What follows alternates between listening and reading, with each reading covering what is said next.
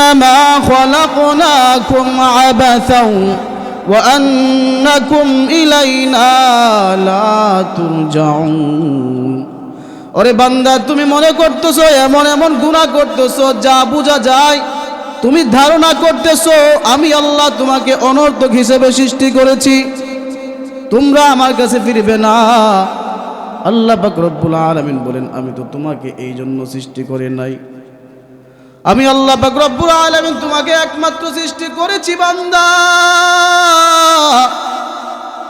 একমাত্র আমার ইবাদত করার জন্য আল্লাহ পাক রব্বুল আলামিন ডাক দিয়ে বলেন ওয়ামা খালাকতুল জিন্না ওয়াল ইনসা ইল্লা লিয়াবুদুন আমি আল্লাহ তোমাকে একমাত্র সৃষ্টি করেছি তোমার পা সুস্থ রেখেছি তোমার হাত সুস্থ রেখেছি তোমার চক্ষুগুলো সুস্থ রেখেছি তোমার পুরো বডি আমি সুস্থ রেখেছি একমাত্র আমি আল্লাহকে ইবাদত করার জন্য সুস্থ রেখেছি তোমার মতো অনেক বান্দা আছে যেই বান্দার একটা হাত নাই একটা পা নাই দুটোটা হাত নাই দুটোটা পাও নাই গড়াগড়ি করে আর চিল্লায় আর মানুষের কাছে ভিক্ষা করে ও বান্দা একবার চিন্তা করে দেখো তোমাকে আল্লাহ পাক রব্বুল আলামিন এত নিয়ামত দান করেছেন তুমি কি আল্লাহ পাক রব্বুল আলামিনের একবার শুকরিয়া জ্ঞাপন করো কি না তুমি তো একবার শুকরিয়া জ্ঞাপন করে নাই ও মুসলমানি বান্দা আজকে আমাদের কাছে ওয়াজ নসিহত ভালো লাগে না ও মুসলমানি বান্দা আপনারা যারা এখানে বসে আছেন আপনাদের ফজিলত কি আপনাদের ফজিলত হলো অনেক বড় ফজিলত আর যারা আসে নাই তারা হলো দুর্ভাগ্য মুসা আলাইহিস সালাতু ওয়াস সালাম একবার তাকে বলা হয় কালিমুল্লাহ যার উপাধি মুসা আলাইহিস সালাতু ওয়াস সালাম আল্লাহর কাছে ডাক দিয়ে বলে আল্লাহ আমি আপনাকে একটা কথা প্রশ্ন করতে চাই আল্লাহ আমি মুসা যখন তোমার কথা মানুষের সামনে বলি মানুষ তো কম হয় আর যদি আমি তোমার কথা যারা না বলে তাদের মজমার মধ্যে মানুষ বেশি হয় আল্লাহ পাক রব্বুল আলামিন মুসা আলাইহিস সালাতু ওয়াস সালামকে সরাসরি উত্তর দেন নাই মুসা আলাইহিস সালাতু ওয়াস সালামকে ডাক দিয়ে বলেন আরে মুসা ওই গাছের নিচে যাও গাছের নিচে যাইয়া তুমি কিছু ফুল আনো একটা মালা গাঁথার জন্য ফুল আনো মুসা আলাইহিস সালাতু ওয়াস সালাম আল্লাহর কথা শুনে ওই গাছের নিচে গেছেন যাওয়ার পর মুসা আলাইহিস সালাতু ওয়াস সালাম ওই গাছের নিচ থেকে ভালো ভালো ফুলগুলো যেইগুলো আছে সেইগুলো নিয়ে আসছে আর খারাপ খারাপ দুর্গন্ধযুক্ত যেই ফুলগুলো আছে সেই ফুলগুলো রেখে আসছি আল্লাহ পাক রব্বুল আলামিন ডাক দিয়ে বলেন মুসা ভালো ফুলগুলো কেন আনছো মালা গাঁথার জন্য আর দুর্গন্ধময় ফুলগুলো কেন রেখে আসছো আমার কাছে বলো মুসা আলাইহিস সালাতু ওয়াস সালাম বলেন আল্লাহ ভালো ফুলগুলো এই জন্য আনছি ভালো ফুলগুলোর মাধ্যমে যদি আমি মালাটা গেঁথি ওই মালাটা সবাই পছন্দ করবে সুঘ্রাণ ছড়াবে আর সবাই ভালোবাসবে আর যদি খারাপ ফুলগুলো আমি নিয়ে আসি তাহলে মানুষ পছন্দ করবে না আমার সাথে মিশবে না আমার সাথে কথা বলবে না যদি ভালো ঘ্রাণ হয় মানুষ আমার সাথে কথাও বলবে মানুষ আমার সাথে মিশবে মানুষ আমার ফুলের কাছে আসবে ঘ্রাণ নিতে এই জন্য আমি ভালো ভালো ফুলগুলো নিয়ে আসছি আল্লাহ পাক রব্বুল আলামিন ডাক দিয়ে বলেন মুসা তোমার যখন কথা বলো ভালো ভালো কথা বলো আমি আল্লাহর কথা বলো অল্প সংখ্যক লোক হলেও তুমি দেখবা তুমি যে গাছের নিচ থেকে ওই ভালো ফুলগুলো আনছো ভালো ফুলগুলোর তুলনায় কিন্তু খারাপ ফুল নিচের মধ্যে অনেক পড়ে আছে এই জন্য খারাপ ফুল বেশি পড়ে আছে আর ভালো ফুলগুলো কম পাইছো এই জন্য ভালো ফুলগুলো নিয়ে আসছো মনে করবা তোমার মজলিসের মধ্যে যারা বসে তোমার ওয়াজের মধ্যে যারা বসে তোমার আমার কথা বললে যারা তোমার ডাকে সাড়া দেয় তোমার কথাগুলো শুনে অল্প হলো তারা হলো ওই ভালো ফুলগুলোর মতো জান্নাতি আর যারা বসে না যারা তোমার কথা শুনে না যারা তোমার কথা শুনে না বাজারে বসে থাকে আর সমালোচনা করে আর ভালো কথা শুনতে চাই না কোরআনের কথা শুনতে চাই না হাদিসের কথা শুনতে চাই না মনে করবা ওই সমস্ত লোক হলো খারাপ ফুলের মতো আমরা ভালো ফুল হতে চাই না খারাপ ফুল হতে চাই ভালো ফুল হতে চায়, এখনো যারা বাহিরে আছেন যদি ভালো ফুল হতে চান আপনারাও এদের সাথে শরীক হয়ে যান। আল্লাহ পাক রব্বুল আলামিন এই মাজলিস কবুল করে নেবেন। বড়রা বলেছেন খিয়ারুল মাজলিসি মাজালিসুল উলামা, উত্তম মাজলিস হলো উলামাদের মাজলিস, এই জন্য মাজলিসের মধ্যে চলে আসুন। ও মুসলমানি বান্দা, আমি আপনাদেরকে বলছিলাম আপনারা তো গুনাহ করেন, আমি আপনি অনেক গুনাহ করতেছি, গুনাহ পাহাড় নিয়ে মাথার মধ্যে আছি। আমি আপনি এমন চিন্তায় আছি, সারাটা দিন গুনাহ করছি, সারাটা রাত্র গুনাহ করছি, সারা রাত্র মোবাইলের মধ্যে গুনাহ করছি, হাট বাজারে গুনাহ করছি, রাত্রেও গুনাহ করছি, ঘুমাইতে গেলেও গুনাহ করছি, যেখানে গেছি গুনাহ করছি, গুনাহ করছি। এখন আমি মনে হয় মাপ পাবো না, এখন আমি মনে হয় আর ভালো হতে পারবো না।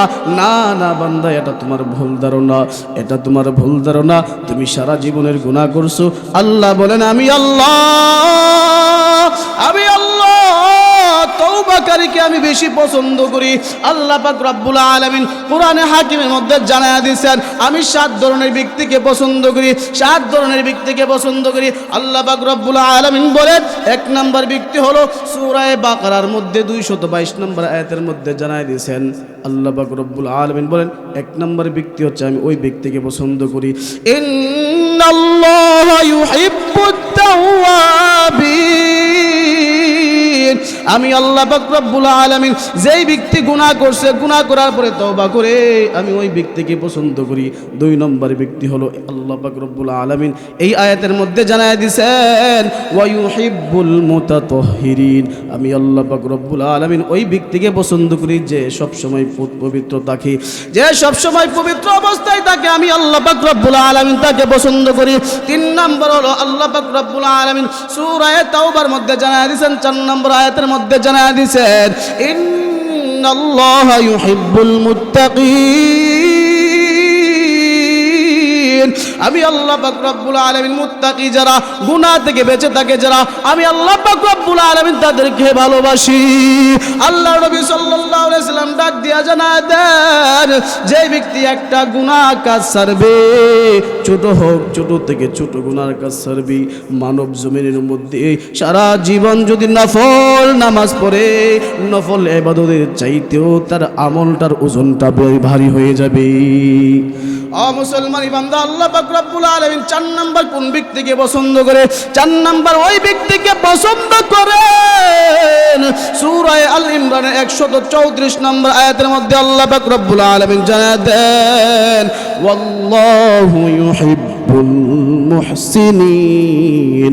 আল্লাহ পাক রব্বুল আলামিন সৎকর্মশীলদেরকে ভালোবাসেন, যারা নেক কাম করে, যারা নেক কাজ করে, আল্লাহ পাক রব্বুল আলামিন তাদেরকে পছন্দ করেন।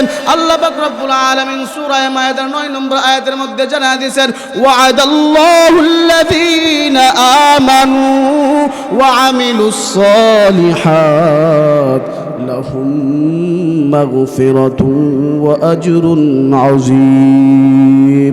আল্লাহ পাক রব্বুল আলামিন ওয়াদা দিয়েছেন যারা ঈমানদার, যারা মুমিন এবং নেক কাজ করে, নেক আমল করে, সৎ কাজ করে, আল্লাহ পাক রব্বুল আলামিন তাদেরকে 2টা পুরস্কার ঘোষণা দিয়েছেন। লাহুম মাগফিরাতুন, তাদের জন্য একটা পুরস্কার হচ্ছে ক্ষমা ঘোষণা করে দিয়েছেন। আল্লাহ পাক রব্বুল আলামিন তাদেরকে ক্ষমা করে দেন। 2 নম্বর পুরস্কার হচ্ছে ওয়া আজরুন আযীম। আল্লাহ পাক রব্বুল আলামিন তাদেরকে উত্তম প্রতিদান দেন, উত্তম প্রতিদান দেন। আল্লাহ পাক রব্বুল আলামিন 5 নম্বর কোন ব্যক্তিকে পছন্দ করেন? 5 নম্বর ওই ব্যক্তিকে পছন্দ করেন সূরা আল ইমরানের 146 নম্বর আয়াতের মধ্যে আল্লাহ পাক রব্বুল আলামিন ডাক দিয়ে বলে ওয়াল্লাহু ইউহিব্বুস সাবিরিন। আমি আল্লাহ পাক রব্বুল আলামিন যারা সবর করে, যারা ধৈর্যশীল ধরে, তাদেরকে আমি পছন্দ করি। আল্লাহ পাক রব্বুল আলামিন তোমাকে বিপদ দিয়েছেন, তোমাকে অসুখ বিসুখ দিয়েছেন, কত কষ্ট দিয়েছেন, তুমি যদি ধৈর্য ধারণ করো, আল্লাহ পাক রব্বুল আলামিন তোমাকে পছন্দ করেন। আল্লাহ পাক রব্বুল আলামিন 6 নম্বর ব্যক্তির কথা জানায় দিয়েছেন। 6 নম্বরে আমি ওই ব্যক্তিকে পছন্দ করি সূরা আল ইমরান 159 নম্বর আয়াতের মধ্যে আল্লাহ পাক রব্বুল আলামিন জানায় দিয়েছেন আল্লাহ পাক রব্বুল আলামিন ডাক দিয়ে বলেন ইন্নাল্লাহা ইউহিব্বুল মুতাওয়াক্কিলিন, আমি আল্লাহ ওই ব্যক্তিকে পছন্দ করি যেই ব্যক্তি অন্যের উপর ভরসা করে না, কোনো পীরের উপর ভরসা করে না। যেই ব্যক্তি আমি আল্লাহর উপর ভরসা করে, আমি আল্লাহ পাক রব্বুল আলামিন ওই ব্যক্তিকে পছন্দ করি। আমি আল্লাহর উপর যারা ভরসা করে, আমি আল্লাহ পাক রব্বুল আলামিন তাদেরকে পছন্দ করি। 7 নম্বর আল্লাহ পাক রব্বুল আলামিন সূরা মায়েদার 42 নম্বর আয়াতের মধ্যে জানায়া দিয়েছেন 7 নম্বর ব্যক্তি ওই ব্যক্তি আমি যাকে পছন্দ করি, ইন্নাল্লাহা ইউহিব্বুল মুকসিতিন, আমি আল্লাহ পাক রব্বুল আলামিন ওই ব্যক্তিকে পছন্দ করি দুনিয়ার মধ্যে থেকে গেছে, দুনিয়ার মধ্যে তাইখা নেই বিচার করে গেছে। আমি আল্লাহ পাক রব্বুল আলামিন এই 7 শ্রেণীর মানুষকে আমি আল্লাহ পছন্দ করি। ও মুসলমানি বান্দা, গুনাহ করছেন ভাবতেছেন ক্ষমা পাইবেন না, আল্লাহর ওলি হতে পারবেন না, না, এটা আপনার ভুল কথা। আল্লাহ পাক রব্বুল আলামিন ডাক দিয়ে বলেন জাহান্নাম থেকে বাঁচতে চাও তাহলে তোমার কি করতে হবে?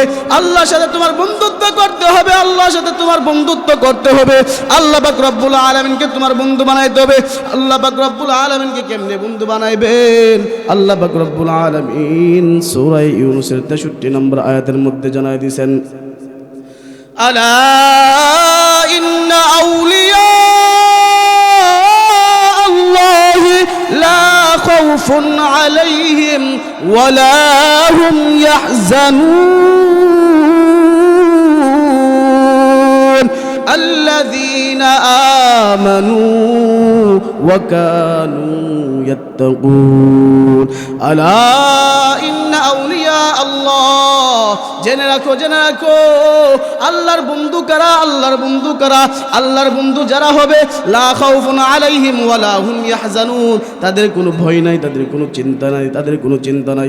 আল্লাহর নবী সাল্লাল্লাহু আলাইহি সাল্লাম বলেন, আবু হুরায়রা রাদিয়াল্লাহু তাআলা আনহু থেকে বর্ণিত, রাসূলুল্লাহ সাল্লাল্লাহু আলাইহি ওয়াসাল্লাম বলেছেন, তাফসিরে ইবনে কাসিরের মধ্যে এই আয়াতের তাফসিরের মধ্যে এই হাদিসটা আনছেন। হাদিসের মধ্যে বলতেছেন আল্লাহর নবী সাল্লাল্লাহু আলাইহি ওয়াসাল্লাম বলেন, আল্লাহর বান্দাদের মধ্যে এমন কিছু লোক আছে, এমন কিছু লোক আছে যারা নবীও নয়, যারা শহীদও নয়, কিন্তু কিয়ামতের ময়দানে তারা এমন এমন লোক হবে, এমন মর্যাদার অধিকারী হবে, আল্লাহ পাক রব্বুল আলামিনের কাছে নবী এবং শহীদগণরা তাদেরকে ভাগ্যবান বলে ডাকবেন। সাহাবায়ে কেরাম আরজ করলেন, ইয়া রাসূলুল্লাহ, আমরা জানতে চাই এরা কারা, আমরা কি তাদেরকে ভালোবাসতে পারি? আল্লাহর নবী সাল্লাল্লাহু আলাইহি সাল্লাম ডাক দিয়ে বললেন, হ্যাঁ, তোমরা তাদেরকে ভালোবাসতে পারো। এরা হচ্ছে ওই সমস্ত লোকগুলো যারা দুনিয়ার মধ্যে থাকাকালীন একে অপরকে ভালোবাসছে, আল্লাহ পাক রব্বুল আলামিনের জন্য ভালোবাসছে।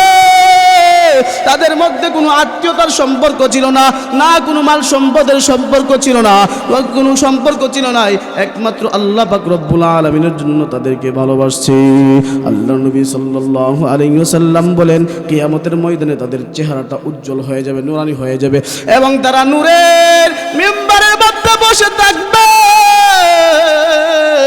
ওই দিন অনেক মানুষের চিন্তিত থাকবে, ভূত অসন্তুষ্ট অবস্থায় থাকবে, ভয়ভীতি অবস্থায় থাকবে, দুঃখ দুর্দশায় থাকবে, কিন্তু এসব লোকদের কোনো কি হবে না, চিন্তা হবে না, ভয় হবে না। আলা ইন্না আউলিয়া আল্লাহি লা খাউফুন আলাইহিম ওয়ালা হুম ইয়াহজানুন। আল্লাহর নবী সাল্লাল্লাহু আলাইহি সাল্লাম এই আয়াতটা তেলাওয়াত করেছেন। আল্লাহ পাক রব্বুল আলামিন নবীর মাধ্যমে জানিয়ে দিয়েছেন, ওই কিয়ামতের ময়দানে কিন্তু তাদের কোনো ভয় থাকবে না, কোনো চিন্তা থাকবে না। ও মুসলমানি বান্দা, আল্লাহ পাক রব্বুল আলামিন বলেন, আমার বন্ধু হতে চাও, দুইটা গুণ অর্জন করে নাও। আল্লাযীনা আমানু ওয়া কানু ইয়াত্তাকুন, এক নম্বর ঈমানদার হয়ে যাও, এক নম্বর ঈমানদার হয়ে যাও। আল্লাহ পাক রব্বুল আলামিন আমাকে মুসলমান মায়ের গর্ভে জন্মদান করেছেন, আমাদেরকে মুমিন হিসেবে দান করেছেন। একটা নাম্বার, একটা গুণ আমরা পেয়ে গেলাম। 2 নম্বর গুণ হলো ওয়া কানু ইয়াত্তাকুন, তোমরা মুত্তাকি হয়ে যাও, তোমরা গুনাহ থেকে বেঁচে থাকো, আল্লাহকে ভয় করো, তোমরা মুত্তাকি হয়ে যাও, তাহলে আমি আল্লাহর বন্ধু হয়ে যাইবা, তাহলে আমি আল্লাহর বন্ধু হয়ে যাইবা।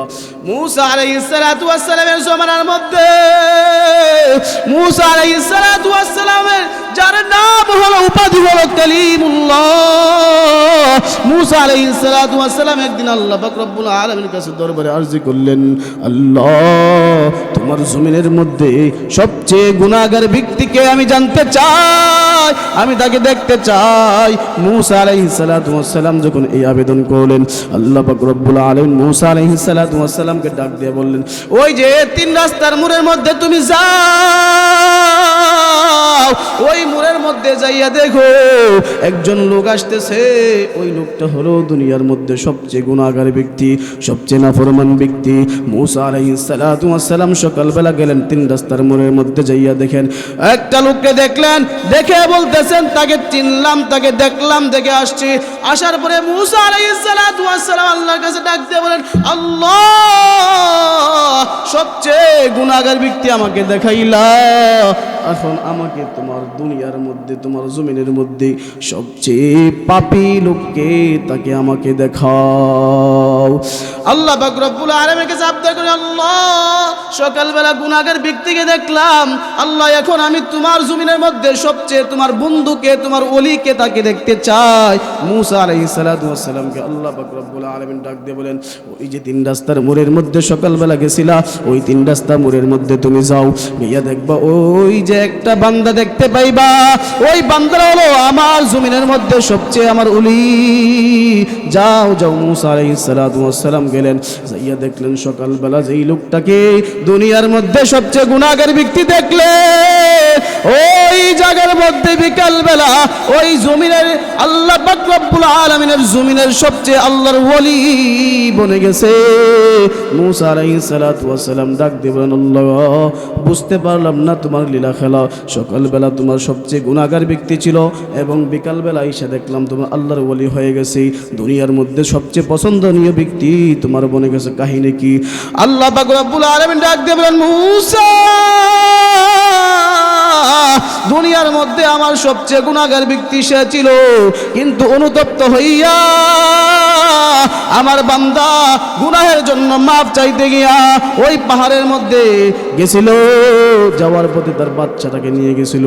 বাচ্চাটা যখন তাকে জিজ্ঞাসা করে, বাবা কোথায় আমাকে নিয়ে যাচ্ছ, পাহাড়ের মধ্যে আমাকে কেন নিয়ে যাচ্ছ, আমি কুলের শিশু তোমার কুলে কুলে নিয়ে যাচ্ছ, আর তুমি কাঁদতেছো কেন, আর পাহাড়ের মধ্যে কেন যাইতেছো? মূসা আলাইহিস সালাতু ওয়াস সালামের জমানার মধ্যে এই ব্যক্তি যখন এই কথা বলছিল, বাচ্চা যখন তার বাবাকে এই কথা বলছে, বাবা ডাক দিয়ে বলেন, এই পাহাড়ের মধ্যে তোমাকে আমি কি করতে আনি নাই, তোমাকে আমি মারতে আনি নাই, তোমাকে আনছি আমি নিজে বাঁচতে, তোমাকে নিয়ে আসছি। ওই ছেলেটা, ছোট্ট ছেলেটা ডাক দিলেন, বাবা এত বড় পাহাড়, এত বড় পাহাড়, এর চেয়ে কোনো কিছু আছে কিনা? বাবা ডাক দিয়ে বলেন, এই পাহাড়ের চেয়ে আরো বড় কিছু আছে, বড় কিছু হলো সমুদ্র। সমুদ্র। ছেলেটা জিজ্ঞাসা করতেছে, বাবা সমুদ্র চেয়ে বড় কিছু আছে কিনা? তখন বাবা ডাক দিয়ে বলতেছে, হ্যাঁ সমুদ্রের চেয়ে সবচেয়ে বড় জিনিস হলো আল্লাহর জমিন। আল্লাহর জমিনের চেয়ে বড় কিছু আছে কিনা? বাবা ডাক দিয়ে বলেন, হ্যাঁ আল্লাহর জমিনের চেয়ে সবচেয়ে বড় জিনিস হলো তোমার বাবার গুনাহ, হলো তোমার বাবার গুনাহ হলো সবচেয়ে বড়, তোমার বাবার গুনাহ। ডাক দিয়া বলেন, বাবারে আমি আল্লাহর কাছে ক্ষমা চাইবো, তওবা করব, তওবা করতে আসছি, আমার গুনাহ মাফ চাইতে আসছি। আমি যখন গুনাহ করছি, আমি যখন তওবা করব, বাবা তুমি আমিন আমিন ডাক দিয়ে বলবা, আমিন আমিন ডাক দিয়ে বলবা। তখন বাবা যখন ফুফাই ফুফাই কান্দে আর আল্লাহর কাছে মাপ চায়, আল্লাহ আমাকে ক্ষমা করে দাও, তুমি তো গফফার, তুমি তো গফফার, গুনাহ করনা আদতে ইনসান है, মাফ করনা আদতে গফফার है। আল্লাহ গুনাহ করার শক্তি আমি বান্দার আছে, কিন্তু ক্ষমা করার শক্তি তো আমার নাই। ক্ষমা করার শক্তি একমাত্র তুমি আল্লাহ, তোমার কাছে তো কোনো কিছুর অভাব নাই। আল্লাহ তোমার কাছে আমি ক্ষমা চাই, তোমার কাছে আমি মাফ চাই, আল্লাহ তুমি আমাকে মাফ করে দাও। বাবা যখন কান্দে কান্দে আল্লাহর কাছে ক্ষমা চাই, তখন এই মুহূর্তে ওই ছোট্ট ছেলেটা আমিন আমিন বলে ডাকতেছে। আল্লাহ পাক রব্বুল আলামিন বলেন, আমার বান্দা যখন আমার কাছে ক্ষমা চায় আর ছোট্ট বাচ্চারা যখন কি করে আমিন আমিন বলে, আমি আল্লাহ পাক রব্বুল আলামিন রহমতের ঢেউ ঢেউ খেলা শুরু হয়ে গেল। আমি আল্লাহ পাক রব্বুল আলামিন সহ্য করতে পারি নাই, আমি আল্লাহ পাক রব্বুল আলামিন সহ্য করতে পারি নাই। এই ছোট্ট ছেলে তো কোনো গুনাহ করে নাই, মাসুম বাচ্চা, সে তো কোনো গুনাহ করে নাই, এই জন্য আমি আল্লাহ পাক রব্বুল আলামিন সহ্য করতে পারি নাই। আমি ওই ছোট্ট ছেলেকে আমি কি করলাম, তার কথাগুলো কবুল করে নিলাম, তার বাবাকেও মাফ করে দিলাম এবং জমানার ওলি হিসেবে নামটা লেখায়া দিলাম। মুসলমানি বান্দা, যদি আমরা গুনাহ থেকে বাঁচতে চাই, জাহান্নাম থেকে বাঁচতে চাই, আমাদের মুত্তাকি হতে হবে, আমাদের মুত্তাকি হতে হবে। এই জন্য আমি আপনার কাছে একটা হাদিস বলে শেষ করব।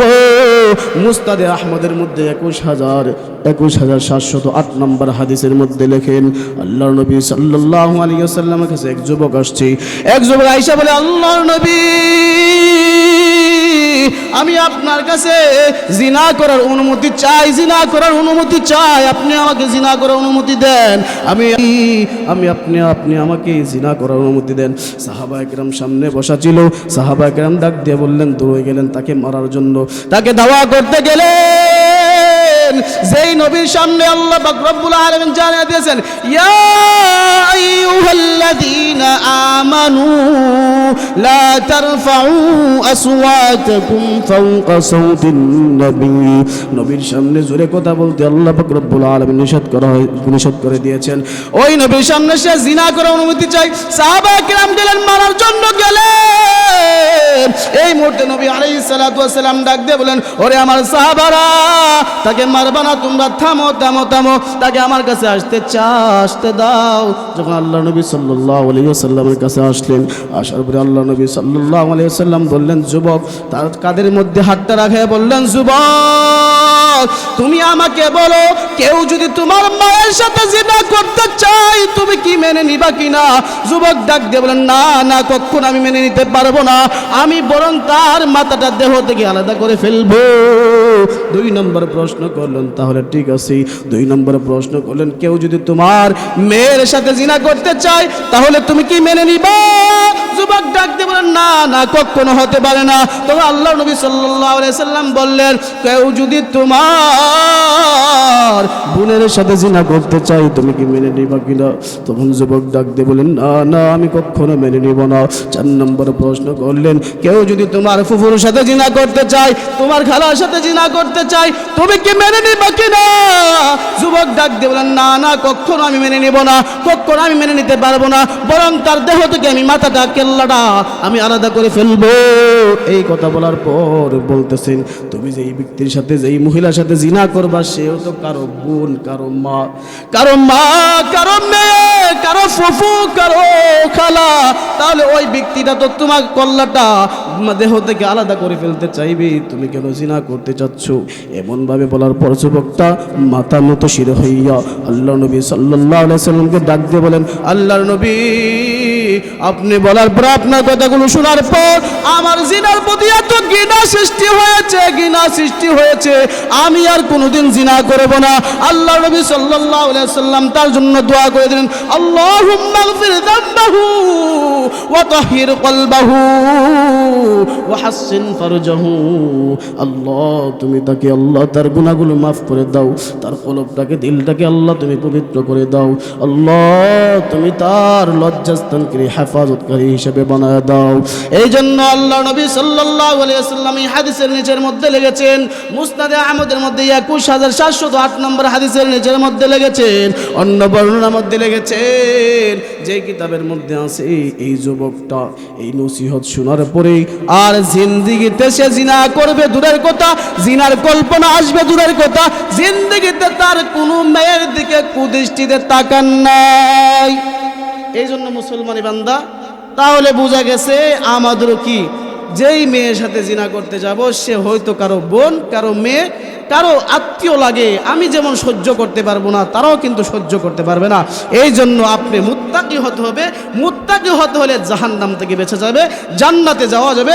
এই জন্য আল্লাহ পাক রব্বুল আলামিন 7 শ্রেণীর মানুষকে পছন্দ করেন। বলছিলাম এই 7 শ্রেণীর মধ্যে 1 নাম্বার ছিল কি? তাওয়াবিন, তওবাকারী। এই 7টা শ্রেণীর মধ্যে 1 নাম্বার ছিল তওবাকারী। 2 নম্বরে যে পবিত্র অবস্থায় থাকে, 3 নম্বরে মুত্তাকি যারা, 4 নম্বরে মুহসিনিন যারা, যারা সৎ কাজ করে, 5 নম্বরে হলো সাবিরিন যারা, ধৈর্যশীল যারা, 6 নম্বরে হলো যারা, 6 নম্বরে হলো যারা মুতাওয়াক্কিলিন, যারা আল্লাহ পাক রব্বুল আলামিনের উপর ভরসা করে। 7 নম্বর বলছিলাম দুনিয়ার মধ্যে থাকাকালীন যারা মুকসিতিন, যারা ন্যায় বিচার করে। এই জন্য 7টা জিনিস আল্লাহর কাছে পছন্দনীয় 7 শ্রেণীর মানুষ। এই জন্য এই 7টা গুণ আমার আপনার মধ্যে সাজিয়ে নিব। আল্লাহ নবী সবসময় দোয়া করতেন, আল্লাহুম্মা আহসানতা খলকি ফাহসিন খুলুকি। আল্লাহ তুমি আমার দেহকে যেমনভাবে সৌন্দর্য করে বানিয়ে দিয়েছো, আল্লাহ তুমি আমার চরিত্রকে তেমনভাবে সৌন্দর্য করে দাও। ও মুসলমান, সবসময় দোয়া করতে হবে, আল্লাহ আমার জীবনটাকে সৌন্দর্য করে দাও কোরআনের মাধ্যমে, আমার জীবনটাকে সৌন্দর্য করে দাও হাদিসের মাধ্যমে। আমার মেয়েটা কি করছে, আমার ছেলেটা কি করছে? ও মুসলমানি বান্দা, আপনার মেয়ে গুনাহ করে বেড়াচ্ছে, আপনার মেয়ে তো আপনার নামে অভিযোগ করবে, রব্বানা আতিহিম দিআফাইন মিনাল আযাব ওয়াল আনহুম লাআনান কাসীরা। আল্লাহ তাদেরকে ডাবল শাস্তি দাও। আল্লাহ তারা আমাকে বিপদে নিয়েছে, তারা আমাকে নসিহত করে নাই, তারা আমাকে বাধা দেয় নাই। আল্লাহ নবী সাল্লাল্লাহু আলাইহি সাল্লাম ডাক দিয়ে বলেন সহিহুল জামের মধ্যে 3063 নম্বর হাদিসের মধ্যে 3 শ্রেণীর ব্যক্তি জান্নাতে যাবে না, 3 ধরনের ব্যক্তি জান্নাতে যাবে না। 1 নম্বর ব্যক্তি হলো যে ব্যক্তি পিতামাতার অবাধ্য সন্তান। 2 নম্বর হলো পুরুষের বেশধরনী মহিলা, সেও জান্নাতে যাবে না। 3 নম্বর হলো মেরা পুরুষ। মেরা পুরুষ হলো যে নিজের স্ত্রী, কন্যা, যা আত্মীয় স্বজনকে পর্দাহীনতা এবং নিমগ্নতা থেকে, উলঙ্গ বেহায়াপনা থেকে বাধা দেয় না, তারা জীবনেও জান্নাতে প্রবেশ করতে পারবে না। এই জন্য আমার মেয়েটা কোথায় যাচ্ছে, এই জন্য আমার মেয়েটাকে কোন মাদ্রাসায় পড়ালে, কোথায় পড়ে আমার জান্নাতে যাওয়া যাবে, কোথায় পড়ালে আমার মেয়েটা আমার নামে অভিযোগ করবে না। ওই মাদ্রাসা আছে হালিমাতুস সাদিয়া রাদিয়াল্লাহু তাআলা আনহা, এই মাদ্রাসার মধ্যে আমার মেয়েটাকে দিলে মেয়েটা মাসআলা জানতে পারবে, আমাকে শিক্ষা দিতে পারবে, আমার জীবনের পণ হয়ে যাবে, আমার মেয়েটার জীবনের পণ হয়ে যাবে, তার ছেলেরাও মানুষ হবে, তার ছেলেরাও জান্নাতের জন্য কিছু আমল উপার্জন করতে পারবে। তাহলে আমার আখিরাতের ময়দানে গিয়ে ধরা খেতে হবে না। আমার মেয়ে, আমার ছেলে কেউ আমার নামে অভিযোগ দেবে না। এই মেয়েটা আপনার জন্য কোরআন পড়বে, এই মেয়েটা আপনার জন্য হাদিস পড়বে, এই মেয়েটা যা পড়তেছে কবরের মধ্যে আপনি গেলেও তার ইসালে সওয়াব পেয়ে যাবেন। ওই ইসালে সওয়াবগুলো আপনাকে আগুন থেকে বাঁচাবে। যখন আপনার সামনে যখন মুনকার নাকির আসবে, তখন আপনার ওই কোরআন পড়াটা, আপনার মেয়ের কোরআন পড়াটা, সমস্ত আমলগুলো আপনার জন্য সাক্ষী হয়ে যাবে। ফেরেশতা আপনাকে শাস্তি দিতে আসবে, বলবে না না, ওই কোরআন বলবে শাস্তি দেওয়া যাবে না এই লোককে, ওই যাকাত বলবে, ওই নামাজ বলবে শাস্তি দেওয়া যাবে না এই লোককে। কেন শাস্তি দেওয়া যাবে না? বলবে যে এই জন্য শাস্তি দেওয়া যাবে না, দুনিয়াতে থাকতে তার মেয়ে ওই সালে সোয়াব কোরআন পড়ছে, হালিমাতুস সাদিয়া মাদ্রাসায় পড়ে, আর তার জন্য সোয়াব পাঠাইছে, এই জন্য তাদেরকে শাস্তি দেওয়া যাবে না। তখন বলবে তোমরা কতদিন পর্যন্ত এখানে থাকবা? তোমরা যাওয়ার পরে, ওই আমলগুলো যাওয়ার পরে তোমাদেরকে এই বান্দাকে আমরা শাস্তি দেব। ফেরেশতা বলবে, তখন বলবে, তারা উত্তর দিবে, আমরা যতক্ষণ পর্যন্ত ওই মেয়ের বাবা যতক্ষণ পর্যন্ত জান্নাতে না যাবে ততক্ষণ পর্যন্ত আমরা এখান থেকে আর সরছি না। তাহলে আমার মেয়েকে পড়ানো দরকার কিনা? জন্য প্রিয় হাজিরিন, আমার আপনার মেয়েকে এই প্রতিষ্ঠানে পড়ান, প্রতিষ্ঠানে পড়া জীবনের জন্য, আখিরাতের জন্য কিছু পুঁজি অর্জন করে যান। দেখবেন দুনিয়াতে শান্তিতে থাকবেন, আখিরাতে শান্তিতে থাকবেন। দুনিয়ার মধ্যে মানুষ আপনাকে সম্মান দিবে, আখিরাতে সম্মান দিবে। আপনার মেয়ে জিনা করবে, আপনার মেয়ে পর্দাহীনতায়, বেপর্দায় হাঁটবে, মানুষ বলবে এর মেয়েটা বেপর্দায় হাঁটাহাঁটি করে, কিভাবে ঢং ঢুঙ্গায় হাঁটাহাঁটি করে, এটা আপনারও বদনাম। দুনিয়া তো আপনার অসম্মানী, আখিরাতে আল্লাহর কাছে অসম্মানী, দাঁড়াইতে পারবেন না। প্রিয় হাজিরিন, আপনাদের সম্মুখে আমি বলে যাই, আপনাদের সম্মুখে প্রধান বক্তা হিসেবে আছেন মুফতি মোবারকুল্লাহ সাঈদী সাহেব। উনি আপনাদের সামনে অনেক গুরুত্বপূর্ণ আলোচনা করবেন। হুজুরের ভক্ত সবাই হুজুরের ওয়াজ শোনার জন্য অনেক আগ্রহী, অনেক দূর দূরান্ত থেকে আসে। আপনারা যখন হুজুরের ওয়াজ শুনবেন, যেখানেই